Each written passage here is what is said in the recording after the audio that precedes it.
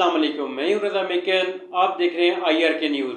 आइए जानते हैं कुछ ताज़ा तरीन अपडेट्स सदीक जान साहब से। तहरीक इंसाफ की लीगल टीम ने जजेस को संभलने का मौका नहीं दिया। जजेस के संभलने से पहले ही एक तगड़ा कानूनी वार किया है और इससे काफ़ी परेशानी जो है वो सुप्रीम कोर्ट के अंदर नज़र आ रही है। सुप्रीम कोर्ट के आइनी बेंच के जजेस ने एक ऐसा गैर आइनी गैर कानूनी काम किया है, आइन और कानून के साथ और अदालती जो तारीख है उसके साथ एक ऐसा खिलवाड़ किया है कि जिसको वो खुद भी मैनेज नहीं कर पा रहे। और तहरीक इंसाफ की लीगल टीम की हिकमत अमली बहुत शानदार नज़र आती है। इससे पहले आपने देखा कि जब दलाइल देने थे तो फैसल सिद्दीकी साहब हों, उन्होंने कमाल दलाइल दिए, सलमान अकबर राजा साहब ने कमाल किया, और फिर इन दोनों के बाद जो हामिद खान साहब ने किया वो भी क्या ही शानदार उन्होंने काम किया कि उन्होंने आईना दिखाया, जजेस को एक्सपोज किया, जजेस को उनकी नज़रों में गिराया, उनके ज़मीर पे दस्तक दी, उनके मुर्दा ज़मीर को जगाने की कोशिश की। गो कि वो नाकाम रहे, लेकिन वो हमारे दोस्त सुहेल रशीद ने एक ट्वीट किया था, उन्होंने कहा था कि मखसूस नशिस्तें तो तहरीक इंसाफ को नहीं मिलेंगी। वो तो पहले दिन से पता था। जब ये जज सेलेक्ट ही नून लीग और पीपल्स पार्टी ने किए, जब ये जज सेलेक्ट ही इस निज़ाम ने किए, जब इनको बिठाया भी इस निज़ाम ने, इन दो ख़ानदानों ने यहाँ पे आइनी बेंच में, तो इनका अगर ये आज़ाद जज होते, अपने हलफ से वफा करने वाले जज होते, तो इनको आइनी बेंच में बिठाते क्यों? इनको तो आइनी बेंच में बिठाया उन्होंने इसीलिए कि उन्हें पता था कि ये अपने हलफ के मुताबिक फैसले नहीं करेंगे, ये हमारे मफाद के मुताबिक फैसले करेंगे। लेकिन ये किसी को अंदाजा नहीं था कि ये PTI की लीगल टीम, सुन्नी इत्तेहाद कौंसिल की लीगल टीम लाइव प्रोसीडिंग कराने में कामयाब हो जाएगी, और जब ये लाइव होगा तो फिर क्या कमाल काम होगा। सुहेल रशीद साहब ने कहा कि कई दहाइयों तक ये वीडियोस PTI और अवाम पाकिस्तान के काम आएंगी। देखें, मैंने उस दिन फैसल अब्बास खर साहब के साथ इंटरव्यू में कहा कि फैसल अब्बास खर यंग हमारे रिपोर्टर हैं, बड़े शानदार इस्लामाबाद हाई कोर्ट को कवर करते हैं। उनके साथ मैंने इंटरव्यू में कहा कि और बल्कि मैंने एक ट्वीट भी पहले किया, एक पॉलिटिशियन है, मैंने क्योंकि उनसे इजाज़त नहीं ली थी कि मैं उनका नाम जो है वो उनको बता सकूं कि उन्होंने ये बात की है।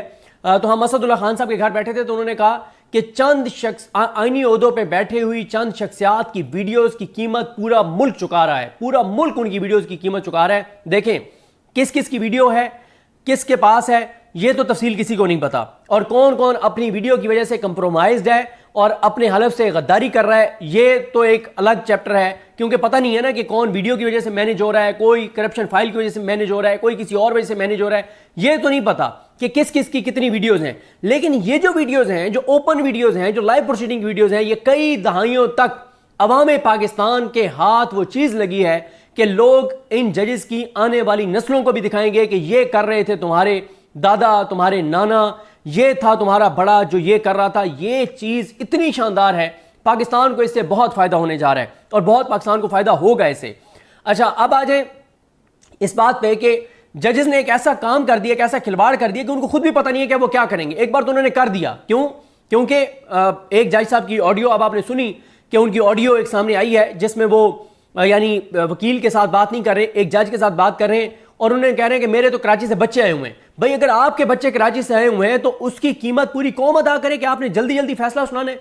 लेकिन अच्छा हुआ, ये अल्लाह ताला का करोड़ा एहसान है, अल्लाह ताला का करम है पाकिस्तानियों पर कि, और ये मैंने कहीं पढ़ा था कि अल्लाह ताला मतलब ये किसने ये लिखा मुझे नहीं पता, लेकिन मैंने ये कहीं पढ़ा कि ये अल्लाह का एक निज़ाम है कि अल्लाह ताला किसी शख्स को उसकी फितरत दुनिया में आया किए बगैर दुनिया से नहीं जाने देता। उसकी फितरत लोगों पे आया हो जाती है, वाज़े हो जाती है कि वो किस गुमाश का आदमी था। तो अब आप देखें ना कि ये जो ऑडियो सामने आई है कि बच्चे कराची से आए हुए हैं इसलिए आज ही फैसला करना है।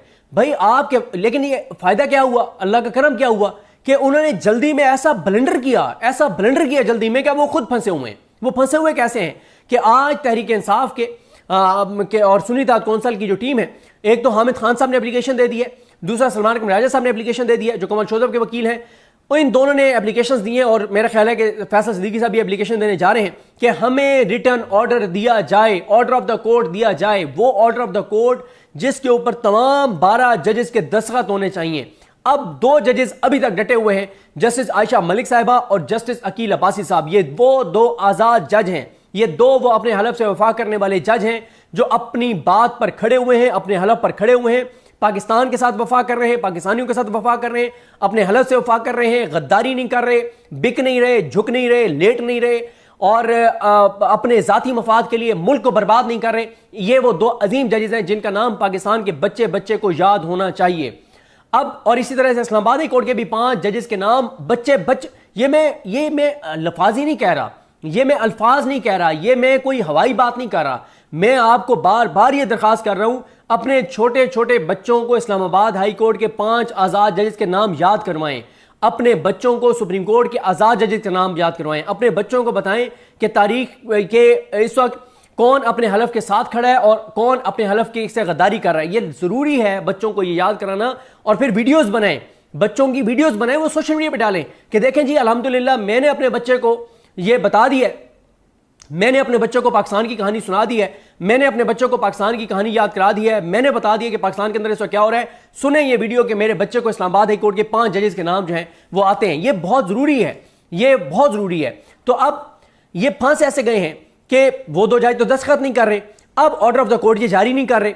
ऑर्डर ऑफ द कोर्ट दस्तखतों के साथ जारी होता है और ऑर्डर ऑफ द कोर्ट में देखें जैसे 13 रुकनी बेंच पहले था ना, 13 रुकनी बेंच में 8 जजेस ने एक फैसला दिया, जस्टिस जाहिया खान पतली गली से निकल गए, उन्होंने और फैसला दिया, काजी फाइजी सा और इन्होंने जमाल खान खेल ने एक फैसला दिया। अच्छा, फिर इसी तरह से अमीनुद्दीन खान और नईम अख्तर रवान ने एक फैसला दिया, लेकिन दस्तखत जो थे उस ऑर्डर ऑफ द कोर्ट पे वो 13 के 13 जजेस के दस्तखत थे। अब जरूरी है कि 13 के 13 के दस्तखत हों। एक तो वैसे रिक्यूज कर गए, वो तो दस्तखत कर नहीं सकते सलाउद्दीन पमर साहब, बाकी 12 रह जाते हैं, 12 में से भी 10 के दस्तखत हैं। अब तहरीक इंसाफ ने इनको फंसा लिया है, तहरीक इंसाफ की लीगल टीम ने इनको फंसा लिया है। जज बड़ी ऑकवर्ड पोजीशन में है। एक तो अभी इतलात ये है कि जजेस को हुकूमत ने कहा है कि आपने छुट्टी पे नहीं जाना, आपने मौजूद रहना है। ये हम 27वीं तरमीम जब करने जा रहे हैं, कोई ऐसी चीज़ ना हो जाए, कहीं कोई ऐसा मामला ना हो जाए, कोई ऐसी पटिशन ना चली जाए जिसको फौरी तौर पे सुनना पड़ जाए, चीज़ों को करना पड़ जाए। एक तो उनको छुट्टियों पे जाने से रोक दिया गया है कि आपने पाकिस्तान के अंदर रहना है, पाकिस्तान से बाहर नहीं जाना, हुकूमती जजेस हैं, ताकि जब तुम्हारी जरूरत पड़े तो तुम्हें फौरन बुला के और अदालत अगर लगानी पड़े तो लगाई जा सके। फिर एक चीज़ और आप देखें, मिलिट्री कोर्ट्स केस का तफसीली फैसला अभी तक जारी नहीं हुआ। 7 मई को उन्होंने शॉर्ट ऑर्डर सुनाया था और उसमें कौन कौन थे? मोहम्मद अली मजहर, अमीनुद्दीन खान, मोहम्मद अली मजहर, हसन अजहर रिजवी, शाहिद बिलाल हसन, मुसरत हिलाली। तहरीक इंसाफ की लीगल टीम ने जजेस को संभलने का मौका नहीं दिया। जजेस के संभलने से पहले ही एक तगड़ा कानूनी वार किया है और इससे काफ़ी परेशानी जो है वो सुप्रीम कोर्ट के अंदर नज़र आ रही है। सुप्रीम कोर्ट के आइनी बेंच के जजेस ने एक ऐसा गैर आइनी गैर कानूनी काम किया है आइन और कानून के साथ और अदालती जो तारीख है उसके साथ एक ऐसा खिलवाड़ किया है कि जिसको वो खुद भी मैनेज नहीं कर पा रहे। और तहरीक इंसाफ की लीगल टीम की हिकमत अमली बहुत शानदार नज़र आती है। इससे पहले आपने देखा कि जब दलाइल देने थे तो फैसल सिद्दीकी साहब हों, उन्होंने कमाल दलाइल दिए, सलमान राजा साहब ने कमाल किया, और फिर इन दोनों के बाद जो हामिद खान साहब ने किया वो भी क्या ही शानदार उन्होंने काम किया कि उन्होंने आईना दिखाया, जजेस को एक्सपोज किया, जजेस को उनकी नज़रों में गिराया, उनके ज़मीर पे दस्तक दी, उनके मुर्दा ज़मीर को जगाने की कोशिश की। गो कि वो नाकाम रहे, लेकिन वो हमारे दोस्त सुहेल रशीद ने एक ट्वीट किया था, उन्होंने कहा था कि मखसूस नशिस्तें तो तहरीक इंसाफ को नहीं मिलेंगी। वो तो पहले दिन से पता था। जब ये जज सेलेक्ट ही नून लीग और पीपल्स पार्टी ने किए, जब ये जज सेलेक्ट ही इस निज़ाम ने किए, जब इनको बिठाया भी इस निज़ाम ने, इन 2 खानदानों ने यहाँ पे आईनी बेंच में, तो इनका अगर ये आज़ाद जज होते, अपने हलफ से वफाक करने वाले जज होते, तो इनको आईनी बेंच में बिठाते क्यों? इनको तो आईनी बेंच में बिठाया उन्होंने इसीलिए कि उन्हें पता था कि ये अपने हलफ के मुताबिक फैसले नहीं करेंगे, ये हमारे मफाद के मुताबिक फैसले करेंगे। तो नाज़रीन, ये थी आज की ताज़ा तरीन अपडेट्स जो आपने जानी सदीक जान की ज़बानी। इसी के साथ अपने मेज़बान रज़ा मेकन को इजाज़त दीजिए। अल्लाह हाफिज़।